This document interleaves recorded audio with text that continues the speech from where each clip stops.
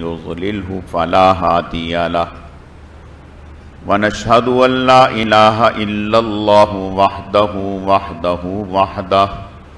لا شريك له ولا نظير له ولا مثل له ولا مثال له ونشهد أن سيدنا وسندنا وشفيعنا ومرشدنا ومولانا وملجانا محمد وبارك وسلم وصل عليه.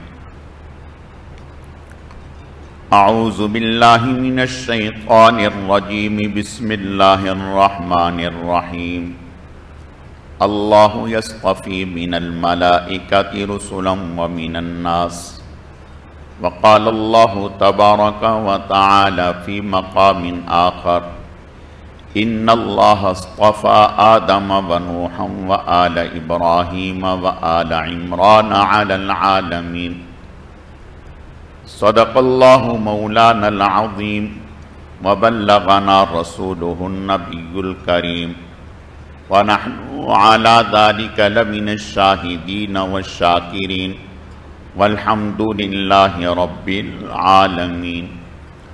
اللهم صل على روضة محمد في الرياض وصل على بلد محمد في البلاد وصل على قبر محمد في القبور وصل على جسد محمد في الأجساد وصل على روح محمد في الأرواح. گرامی قدر معزز حاضرین، میرے واجب الاحترام بزرگوں اور عزیز نوجوان ساتھیوں، میں نے آپ کے سامنے قرآن مجید فرقان حمید میں سے 2 مقامات سے 2 آیت کریمہ تلاوت کی ہیں. رب ذوالجلال سے دعا ہے کہ وہ ذات بزرگ و برتر مجھے اس کی روشنی میں صحیح کہنے کی، سمجھانے کی توفیق عطا فرمائے. پھر اللہ رب العزت کی ذات اس مختصر وقت میں جو کچھ کہا سنا جائے، اس کہنے سننے کو محض اپنی رضا کے لیے اپنی بارگاہ میں قبول و منظور فرمائے.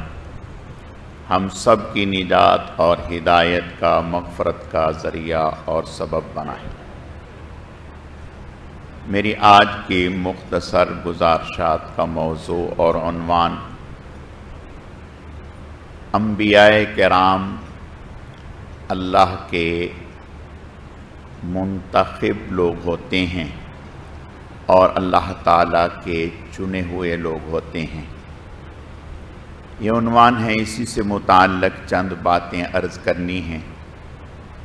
اللہ رب العزت صحیح کہنے کی، سمجھانے کی، سمجھنے کی، عمل کرنے کی توفیق عطا فرمائے. دنیا میں بڑے سے بڑا مقام علمی اعتبار سے، ہنر اور فن کے اعتبار سے عبادت اور ریاضت سے انسان حاصل کر لیتا ہے اور کیا جا سکتا ہے، لیکن نبوت و رسالت کا مقام اور مرتبہ، منصب، یہ وہ منصب ہے جو کوئی بھی انسان اپنی عبادت سے، اپنی محنت سے، اپنی کوششوں سے حاصل نہیں کر سکتا، بلکہ یہ خالصتاً اللہ تعالیٰ کا انتخاب ہوتا ہے. اللہ اعلم حیث یجعل رسالتہ. اللہ تعالیٰ بہتر جانتے ہیں کہ رسالت کے لیے، نبوت کے لیے کون موزوں ترین شخصیت ہے. تو نبوت و رسالت کا انتخاب اللہ نے بندوں پر نہیں رکھا کہ چند لوگ مل کر یا علاقے کے لوگ مل کر یا محلے کے لوگ مل کر یا شہر کے لوگ مل کر کسی کو نبی اور رسول بنا دیں ایسا نہیں ہو سکتا، بلکہ اللہ پاک نے روز اول میں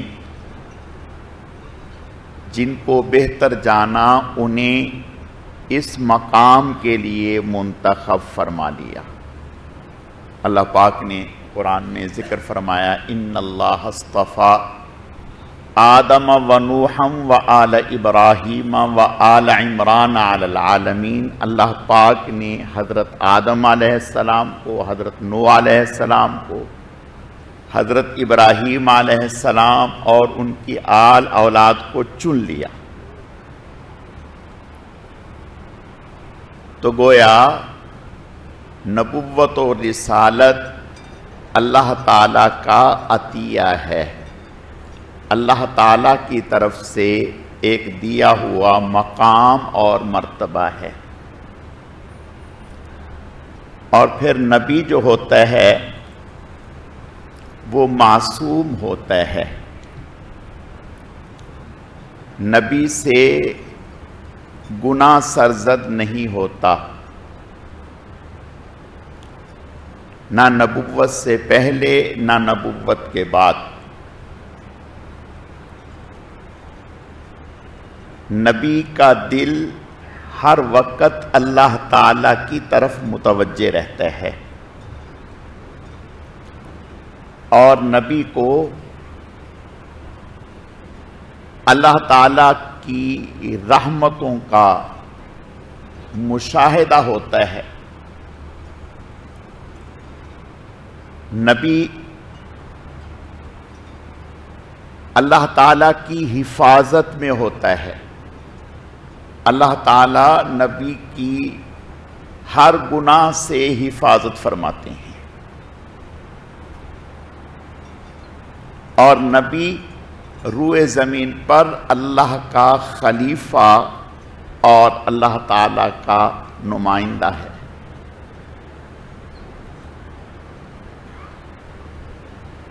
صرف نبی ہی نہیں بلکہ جس خاندان میں کسی کو نبی پیدا کرنا ہے، اللہ تعالیٰ اس لڑی کی بھی اوپر تک حفاظت فرماتے ہیں۔ آپ صلی اللہ علیہ وسلم کا ارشاد ہے، فرمایا کہ جتنے بھی نبی آئے، انبیاء کرام رسول آئے، حضرت آدم علیہ السلام سے لے کر نبی تک اللہ پاک نے ہر نبی کے نسب کی حفاظت فرمائی۔ نبی کے نسب میں زنا نہیں ہوتا، پاک دامنی ہوتی ہے۔ اسی طرح نبی کی زوجہ محترمہ وہ پاک دامنہ ہوتی ہے، عفیف ہوتی ہے، اس میں زنا نہیں ہوتا۔ تو آپ صلی اللہ علیہ وسلم نے ارشاد فرمایا کہ اللہ پاک نے میرا اور آدم علیہ السلام تک جس لڑی سے میں آیا، اللہ نے سب کی حفاظت فرمائی اور سب کو اعلیٰ صفات سے متصف فرمایا۔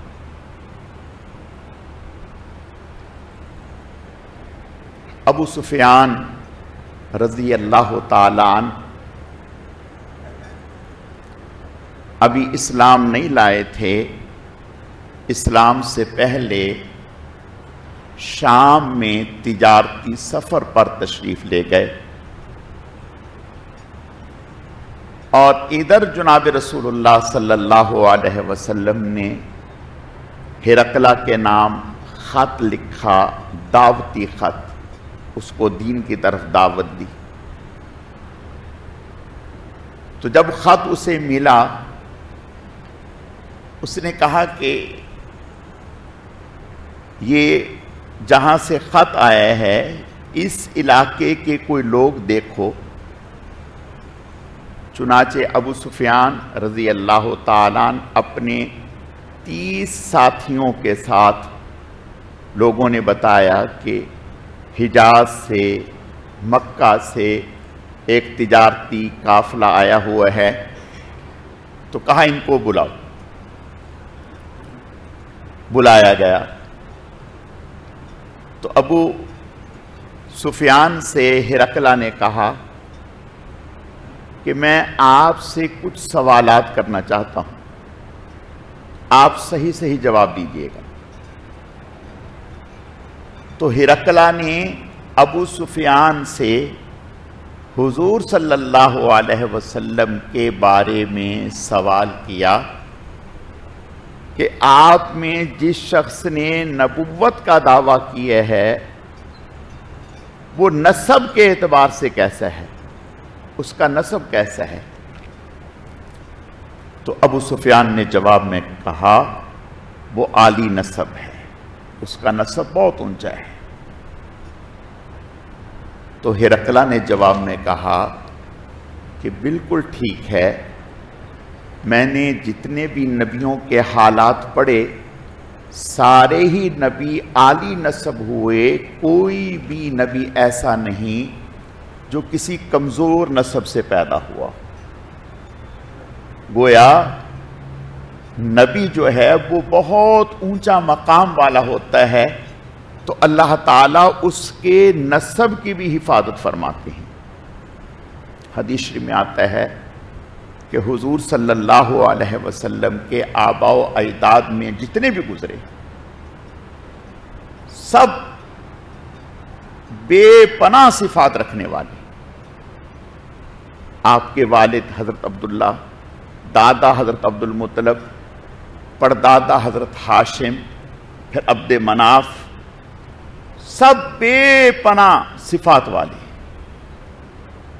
آپ کے دادا پردادا ہاشم جو عبد المطلب کے والد تھے، ان کا اصل نام تو عامر ہے، عین میم را آگے واو، عامر اصل نام ان کا یہ تھا۔ ہاشم انہیں اس لیے کہتے تھے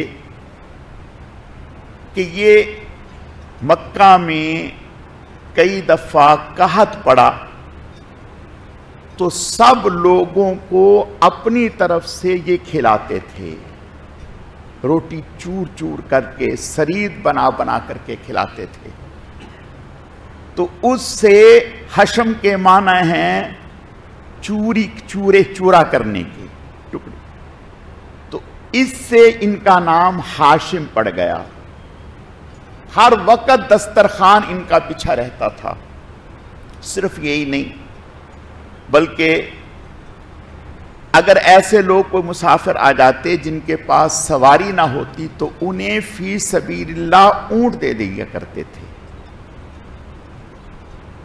اور حسن و جمال ایسا تھا کہ عیسائی علماء، عام لوگ ان کو دیکھ کر مبہوت ہو جاتے، بے ساختہ ان کے حسن و جمال کی وجہ سے ان کو سجدہ کر دیتے اور لوگ ان کے ہاتھ چومتے، بہت محبت کرتے۔ حتیٰ کہ روم کے بادشاہ نے انہیں خط لکھا اور کہا کہ مجھے پتا چلا ہے کہ آپ بہت سخاوت کرتے ہیں، سخی ہیں، اعلیٰ صفات رکھنے والے ہیں، تو میرا دل چاہتا ہے کہ میں اپنی بیٹی کا نکاح آپ سے کر دوں، اپنی بیٹی آپ کے نکاح میں دے دوں۔ انہوں نے انکار کر دیا، معذرت کر دی کہ نہیں۔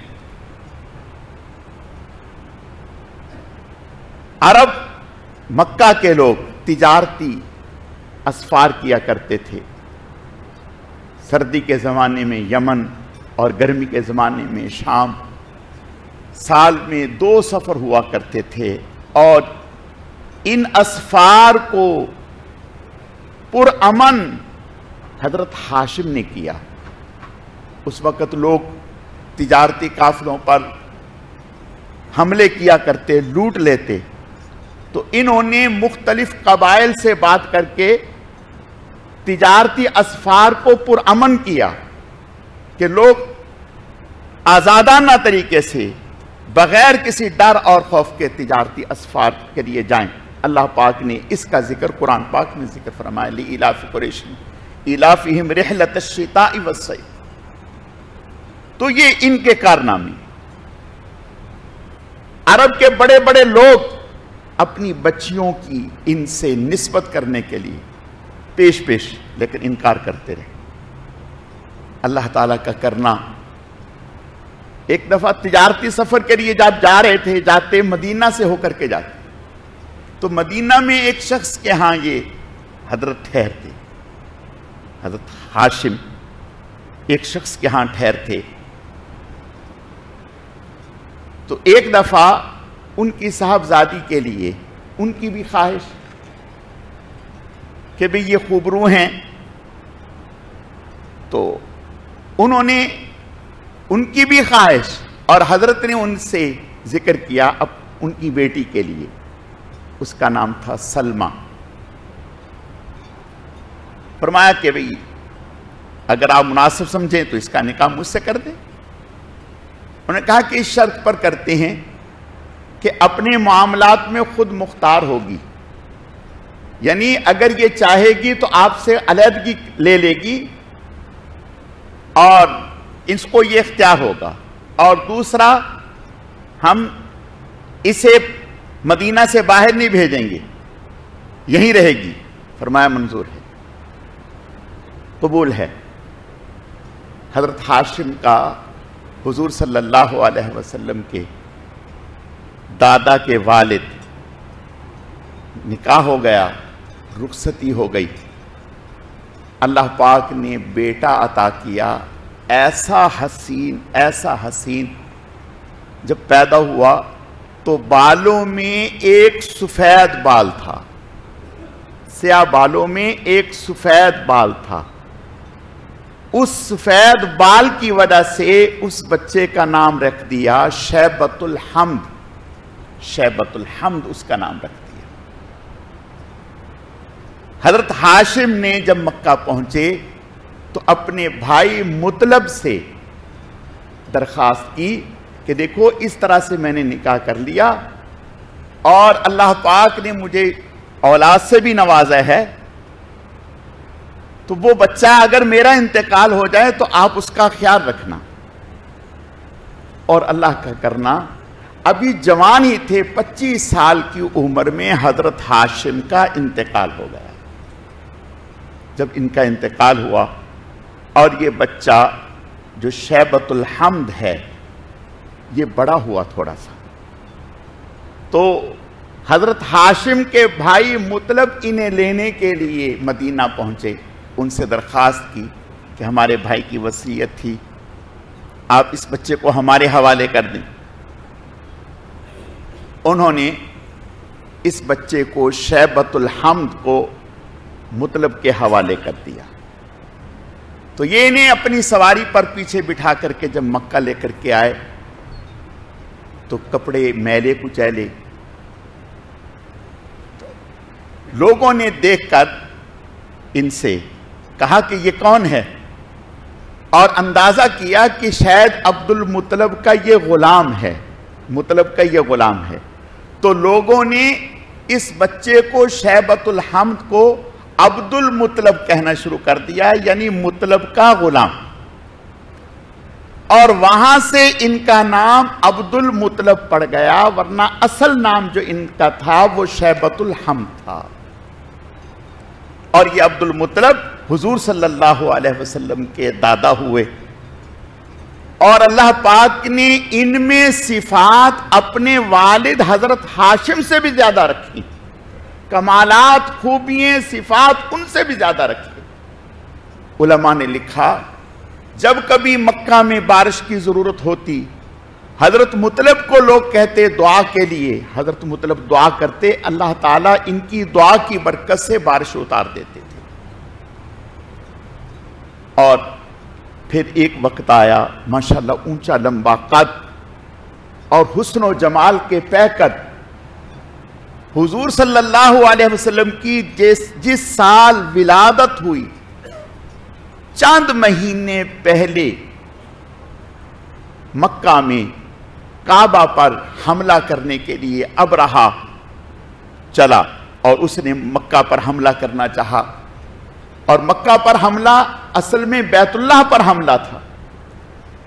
یمن میں وہاں کے بادشاہ نے دیکھا کہ دنیا اگرچہ اس وقت دین سے دور ہی تھی، کوئی دین نہیں تھا، شرک میں، لیکن پھر بھی حج کے لیے لوگ بیت اللہ آتے، مکہ آتے۔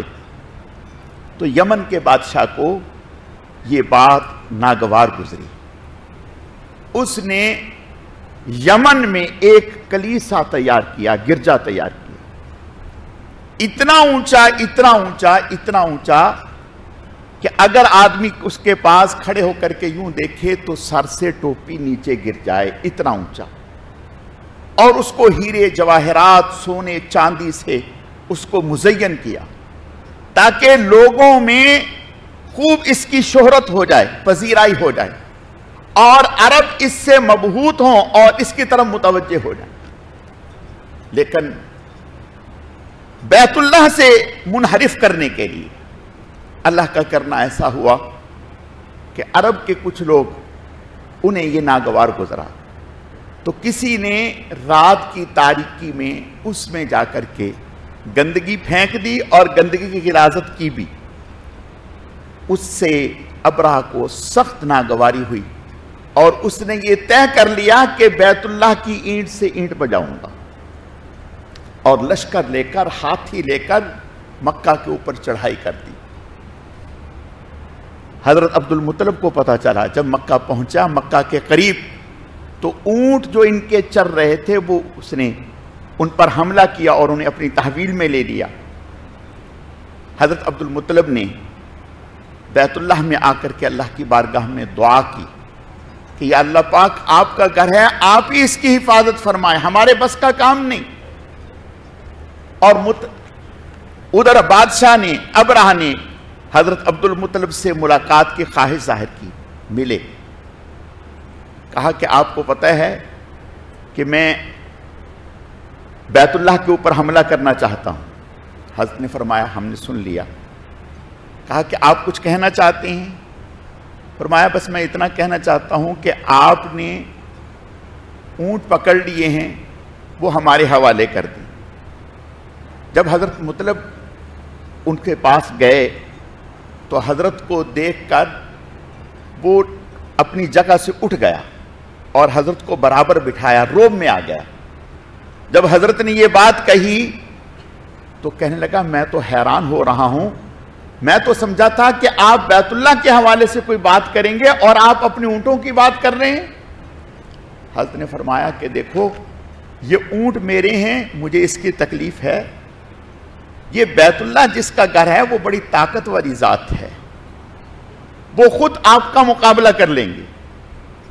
حضرت نے اونٹ لیے اور صدقے کی نیت سے اللہ کے لیے اس کو الگ کر دیا، اور ادھر جب ابرہہ مکہ خالی کر دیا، آگے بڑھا، تو حدیث شریف میں آتا ہے، علماء نے لکھا ہے کہ اللہ پاک نے پرندے بھیجے اور ایک پرندے کے پاس 3 کینکریے ہیں، یہ چنے کے دانے کے برابر، چنے کے دانے کے برابر، اور وہ کینکری جس کو لگتی پورے جسم کو ختم کر دیتی، جسم سے نکل جاتی اور جسم میں زہر پھیل جاتا۔